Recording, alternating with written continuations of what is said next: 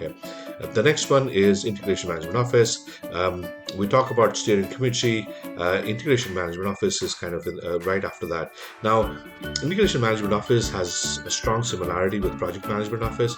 The only difference between a Project Management Office and an Integration Management Office is integration happens on a business, whereas project happens in a business, and which is why integration management office often is at a superior level compared to a project which could be subordinated to a function or to a business unit. So that's why it is important to keep that in mind. Sometimes, of course, the integration management office is embedded in a function and subordinated to function, but the ones who have been doing it successfully, integration management office usually sits above the acquired business. So they have roles and responsibilities. They have certain accountability that supersedes the business. So which is why it is important to understand what the integration management office, right?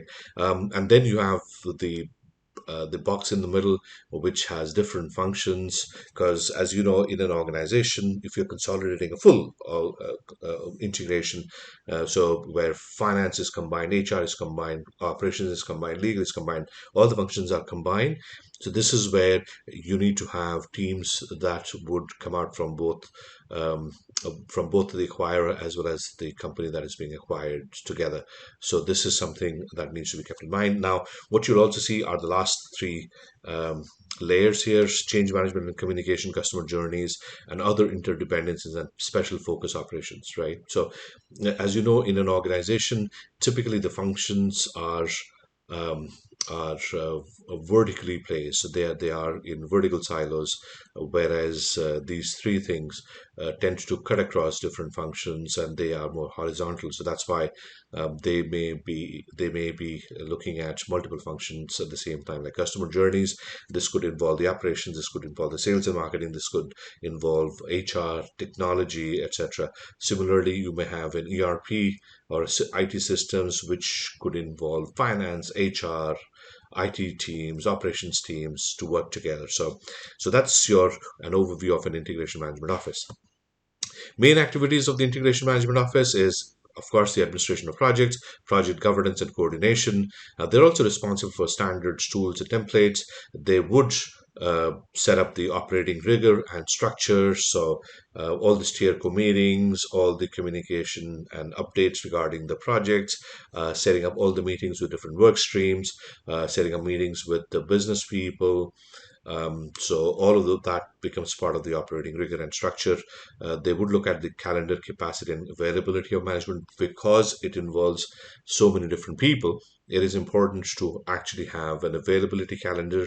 It also has capacity calendars where people can be where the people who are involved in the project are their availabilities are marked out, etc. And again, as many people say, the devil is in the detail of integration project, and that's why small elements like this, people's availability um, become that much more important in an integration management organization. Now, some of you who have worked in the corporate world would know that if you need to get 8 or 10 people in a meeting, the first time when all of them are available, it's likely to be 2 to 3 weeks time when you decide to have a meeting, right? So you know how busy the schedule of people are, especially the more senior they are in an organization, the less chances that you're going to get them early in the process. So that's why it is important to have these calendars set out early enough so that people are aware of the operating rigor, people are aware of the availability, and they can work accordingly. And the last one is progress reporting and communication, whether it's going to be an email, a PowerPoint deck, a software tool that's used to display, update, etc. So these are all the things that are managed by an integration management office. Okay. Next one is change management. In change management, there is a people factor. So, as every organization that goes through an integration, there's usually some sort of redundancies, some sort of people movement that take place, and that's why it is important that whether there are certain roles that are going to be terminated or transformed and changed, that people are helped through this transformation journey. So we start with the new beginning, we look at the ending, and then we look at the neutral zone. So we start looking at ways by which people can be brought to the new beginning with as less anxiety as possible, as less frustration as possible. And typically, as you can see from the diagram, it's a combination of two major change management philosophies. So the one curve in the middle of the diagram in the image is, which is in black, that's the Kruger-Ross change curve. And then in the background, you've got the three layers: the endings, the neutral zone, and new beginnings. That's part of the Willem Bridges transformation transition method. And the other thing, of course, is different people will have different change curves. So uh, just to make sure that the organization has the ability to manage the changes for different people becomes very, very important, as you can see from the other image that is there on the screen here. Culture, again, very important. The way most people define it is the way things work here, right? So that's like a very broad definition of what culture is. And what I've seen over the years is people actually struggle with culture, on two parts. There are those who believe culture is fluff, and then there are others who struggle finding a definition of what culture is. So we've used a number of frameworks in the past, and one of the most common ones, which is based on Edgar Klein's cultural organization culture. I've tried to sort of give an overview of what that culture is over here, right? So three classic elements, and then there are four additional elements. First one is purpose, right? So this is where your mission, strategy, goals of an organization is defined, right? So now, let's look at the company that is being acquired. What you'll find is the company that's being acquired had a purpose, right? So it had a mission, strategy, goals. Now, when the company has been acquired, what's going to be the new mission for this particular unit, for this particular organization? It is entirely possible that this organization gets completely absorbed in the acquiring company. But what that means is the people who are part of that organization who are now going to be part of the new acquiring organization needs to be brought up to speed on the mission, strategy, and goals of the acquiring organization. Second one is means, and this is the structure, the management system, the processes, right?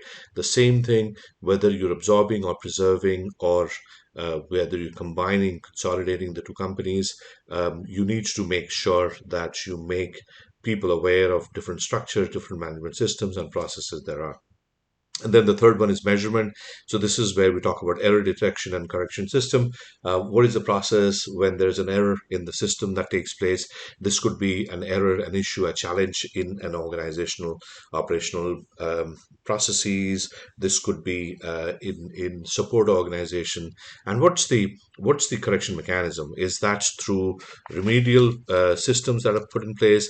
Is that through some sort of a performance improvement of individuals, or is that through rewards and retribution of structure of an organization? So these are three cultural classic elements of culture. The second one is cultural internal indicators, right? So this is gets into more details. Four sections here.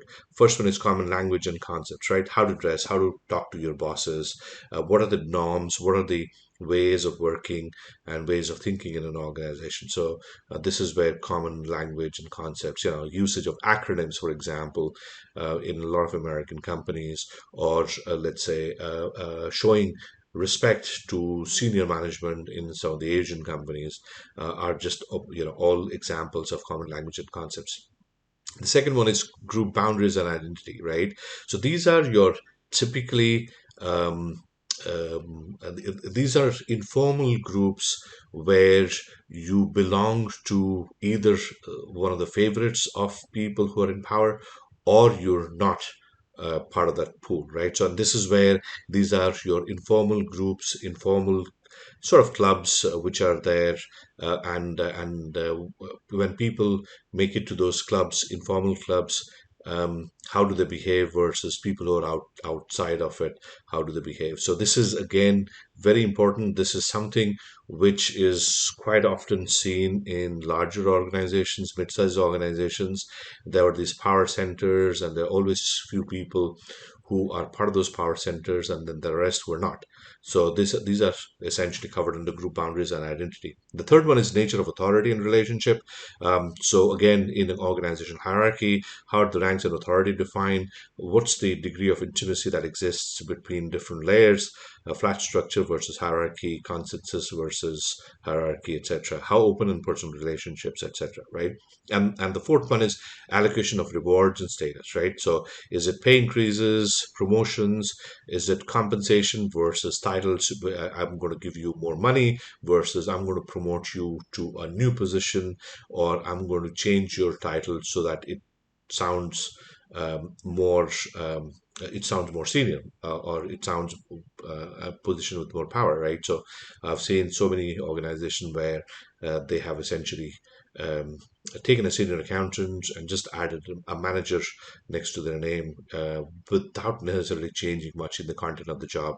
But this is a way that an organization would award and reward their employees. So these are the seven ones that I mentioned, seven um, aspects of culture by which you measure an organization. A couple of things before we move to the next section. When you do a cultural assessment, it is extremely important that you do cultural assessment for both um, the acquiring organization as well as the acquired organization. You may not need to do a full-fledged acquiring organization, but what happens is if you don't do it, what you will find is the acquired organization, you have defined all the you have defined all the cultural aspects, the cultural, you have captured data for the cultural indicators, but when you try and create a journey for them, a transition for them, it is essentially hostage to the person who is running um, the transition to their thinking, to their own concept of what that end state is going to be, rather than the end state of the acquiring organization. So it's individual interpretation hostage versus the organizational thinking of the acquiring company. So that's one aspect. The second aspect is culture is not something like an event. Culture is a journey. So keep in mind that cultural changes take time. There are several interventions that need to be put in place. There are several steps that need to be taken before cultural changes actually happen.